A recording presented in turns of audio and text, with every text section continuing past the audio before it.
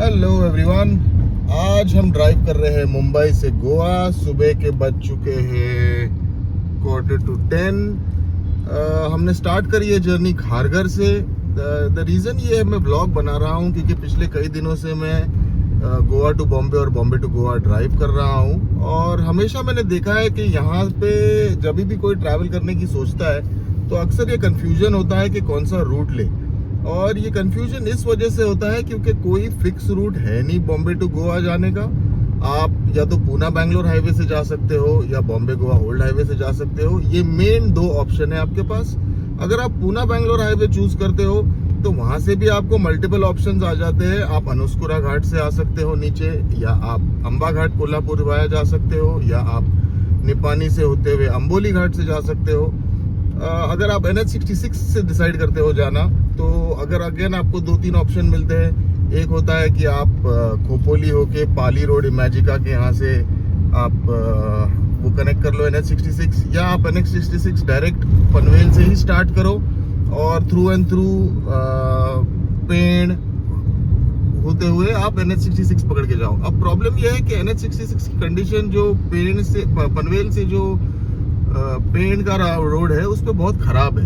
तो current condition के हिसाब से ये रूट सबसे बेस्ट है। मेरा रिकमेंडेशन है कि अगर आप 1-2 महीने में गोवा ड्राइव करने की डिसाइड कर रहे हो तो आप यही रूट सिलेक्ट करें।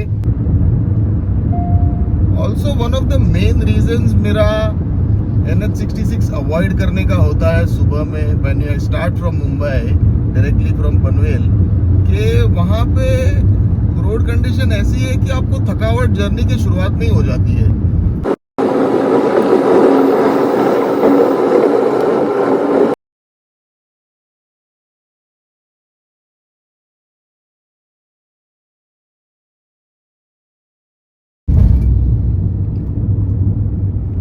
हम पाली रोड आ चुके हैं।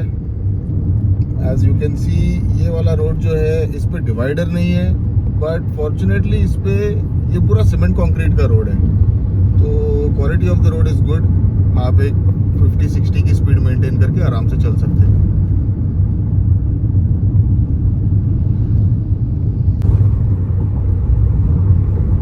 जैसे मैंने कहा, ये रोड पे कुछ ज़्यादा दिखाने की ज़रूरत नहीं है। The road condition is very good.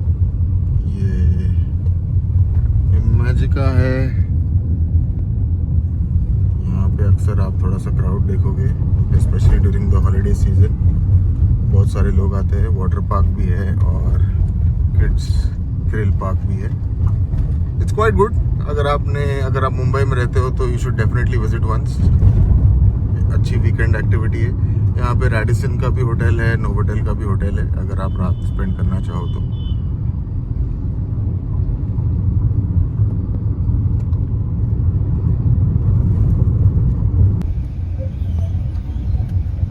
Around 11:15 हम पहुंच चुके हैं NH66 पे। ऑलमोस्ट 1.5 आवर स्टार्ट करने के बाद हमने 9:45 को स्टार्ट किया था खारघर से, तो 90 minutes is not a bad time.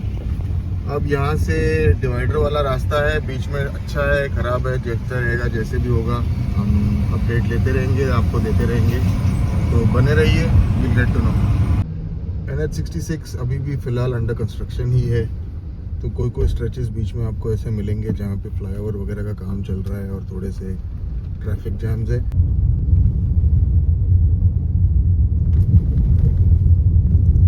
जब भी आप कोई छोटे टाउन में एंटर करते हो इस हाईवे पे टिल अबाउट मानगांव तक, आपको ये सिचुएशन आता है। इवन चिपलून में फ्लाईओवर रेडी नहीं है, तो वहाँ पे भी आपको सिटी में अंदर जाना पड़ता है, नीचे से गुजरना पड़ता है। It becomes sort of slow moving, but ये सिचुएशन 4-5 जगह पे आपको इस हाईवे पे देखनी पड़ती है। जब तक ये हाईवे कंप्लीट नहीं हो जाता तब तक ये चेंज नहीं होने वाला है।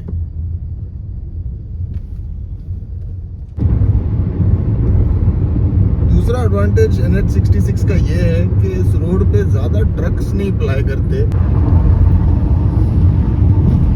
सो गाइस, हम मानगांव क्रॉस कर चुके हैं। मानगांव पे अनएक्सपेक्टेड बहुत बड़ा ट्रैफिक जाम मिल गया था। अब ये होता है when ever you travel in the festive season, because बहुत सारे लोग छुट्टियां मनाने कोंकण जाते हैं एंड या गोवा गोवा जाते हैं तो वो ये रोड पे मानगांव पे, बिकॉज अभी तक कुछ NH66 का प्रोग्रेस नहीं है, बहुत लंबा ट्रैफिक जाम लग जाता है once in a while. So you have to be very कि आप कितने बजे मानगांव हिट करो अगर आप फेस्टिव सीजन में या वीकेंड के जस्ट पहले ट्रैवल कर रहे हो, otherwise it's okay.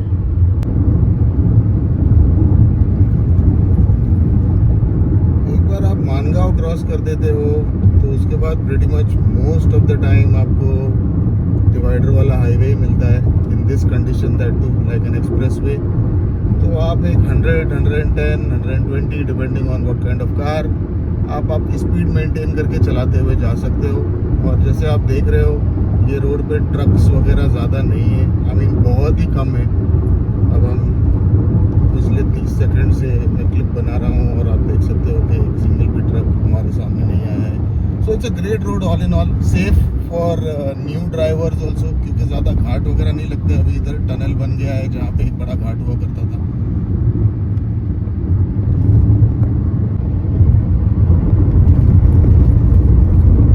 Mahad section पे जैसे आप देख सकते हो रोड काफ़ी कंप्लीट है। यहाँ पे हाईवे कहीं पे आपको ज़्यादा गड्ढे या सडन पॉट होल्स नहीं आ रहे हैं। आप एक अच्छी स्पीड मेंटेन करके ये सेक्शन कवर कर सकते हो। महाड़ छोड़ने के बाद नेक्स्ट जो मेजर टाउन होता है वो आता है आपका खेड़। महाड़ टू खेड़ के बीच में का जो सेक्शन है वो भी काफ़ी हद तक कंप्लीट ही है। अराउंड 40 किलोमीटर्स का ये स्ट्रेच है। ये 40 किलोमीटर आप आधे घंटे में कवर कर सकते हो, एक 80, 85, 90 की एवरेज स्पीड पकड़ के। तो गाइस हम क्रॉस कर रहे हैं पोलादपुर। पोलादपुर से जो है महाबलेश्वर का कट जाता है। यहाँ से राइट लेके आई थिंक 1-1.5 घंटे में आप महाबलेश्वर पहुँच जाते हो। बहुत ही अच्छा हिल स्टेशन है, बहुत अच्छा वेदर होता है, स्पेशली इन द मानसून्स में बहुत पॉपुलर है। आई थिंक चेरापूंजी के बाद सेकंड हाईएस्ट या third highest rainfall Mahabaleshwar Panchgani receive करता है, may be if I am not wrong. So ये रूट पे गाइस 2-3 जगह पे आपको घाट सेक्शन मिलते हैं। ये पहला वाला है जो पोलादपुर क्रॉस करने के बाद आता है। ये छोटा सा व्यू पॉइंट वगैरह है, यहाँ लोग बैठ के स्नैक्स वगैरह ले रहे हैं।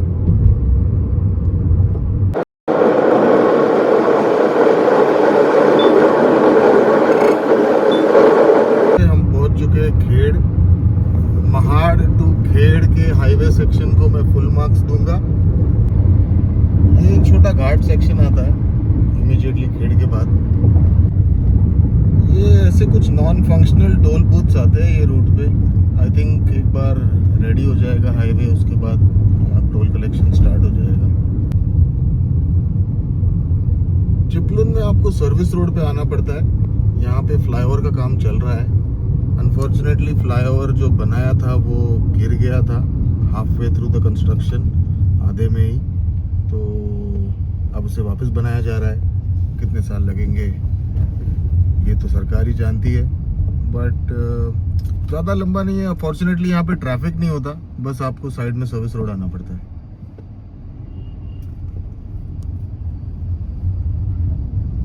कुछ ही देर में हम रत्नागिरी का कट पहुँच जाएंगे। रत्नागिरी हाईवे पे NH66 पे नहीं आता, उसका टर्न आता है। वहाँ से आई थिंक रत्नागिरी कुछ एक half an hour driving distance है। रत्नागिरी पॉपुलर है for the world famous alphonso mango. यहाँ का सॉइल प्लस एलिवेशन प्लस जो सॉल्टी एयर है, ये तीनों का कॉम्बिनेशन हेल्प करता है। यहाँ पे ये काफ़ी पॉपुलर सा एक रेस्टोरेंट है, कई सालों से है, I think more than 20-30 years. क्या नाम है मुझे याद नहीं है।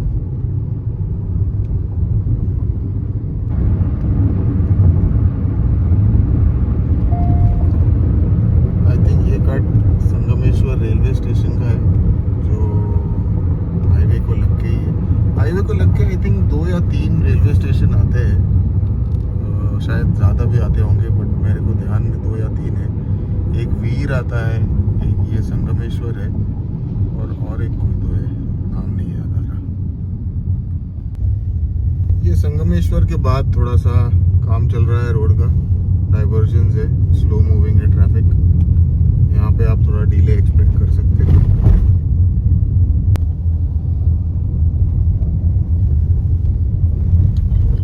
ये जस्ट संगमेश्वर एसटी स्टैंड के बाद छोटा सा ब्रिज है। बारिश स्टार्ट हो गई है, काफी अनयूजुअल है अक्टूबर एंड के लिए। ये सेक्शन जो है रोड का खराब है, संगमेश्वर टू रत्नागिरी टू राजापुर। ये सेक्शन जो है यहाँ पे आपको काफ़ी इनकम्प्लीट पैचेस है और काम भी बहुत स्लो चल रहा है। जैसे कि यहाँ पे एक भी वर्कर नहीं दिख रहा, कोई मशीनरी नहीं दिख रही। तो जब ये बोल रहे हैं कि 2026 तक रेडी करेंगे, मुझे तो मुश्किल लग रहा है कि ये 2026 तक कुछ रेडी होगा मार्च, बिकॉज काम होते ही नहीं दिख रहा।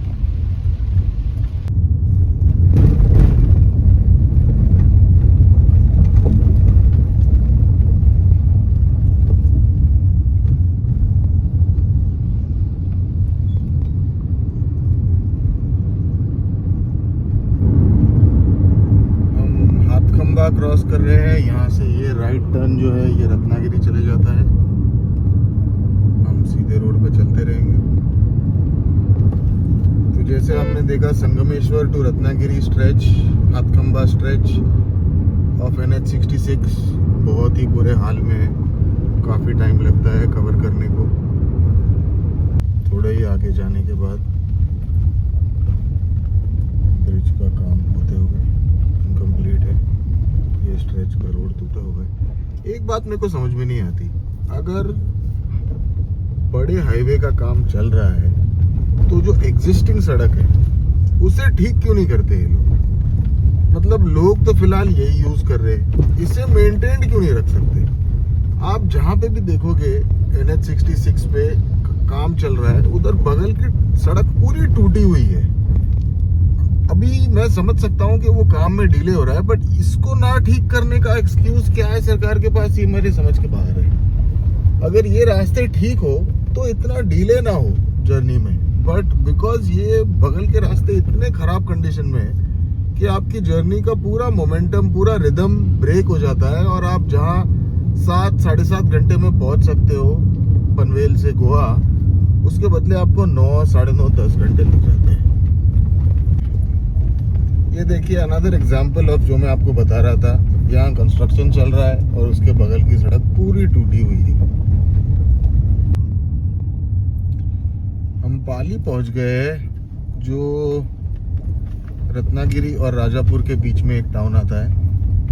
यहाँ पे भी फ्लाईओवर का काम चल रहा है और सड़क टूटी हुई है।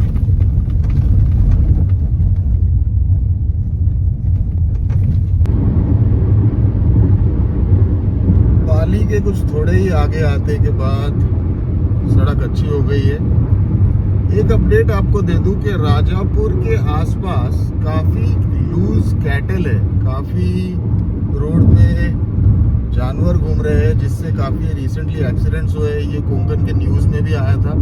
तो जब आप इस रोड पे ट्रैवल करें तो ध्यान दें कि स्ट्रे कैटल कहीं अगर आपको दिख जाए तो थोड़ा स्लो हो जाए, क्योंकि वो कभी कभी अचानक से भाग के रोड पे आ जाते हैं। राजापुर आ गया है। राजापुर तक रास्ता बहुत अच्छा था, from Pali to Rajapur was good. तो अगर मोटा मोटी देखा जाए तो संगमेश्वर से पाली रास्ता हद से ज़्यादा खराब है, उसके बाद रास्ता ठीक है। तो जैसे मैं आपको मेंशन कर रहा था, राजापुर में स्ट्रे एनिमल्स का प्रॉब्लम है। ये देखिए गाय कैसी रोड के बीच में खड़ी है। ये आपको केयरफुल रहना है। आई थिंक ये थ्रू आउट द सीजन चलेगा, इसका कोई इलाज नहीं है जब तक प्रशासन कुछ करता नहीं, और मुझे नहीं लगता प्रशासन कुछ करेगा।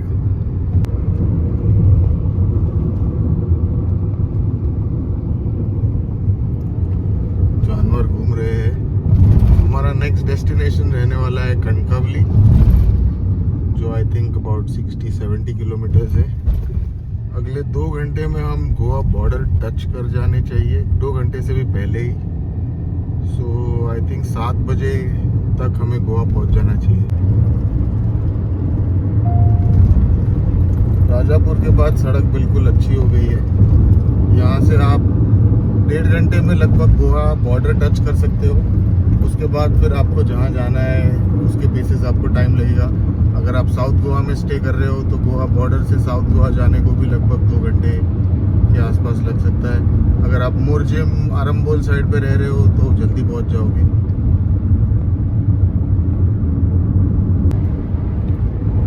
सो कनकावली आ गया है। कनकावली से अभी गोवा बॉर्डर लगभग 60 किलोमीटर्स है। ये मेरे ख्याल से 45 मिनट्स में कवर हो जाना चाहिए, बिकॉज रोड स्मूथ है, खुला है, कोई गड्ढे नहीं, कोई पॉट होल्स नहीं, कोई प्रॉब्लम नहीं।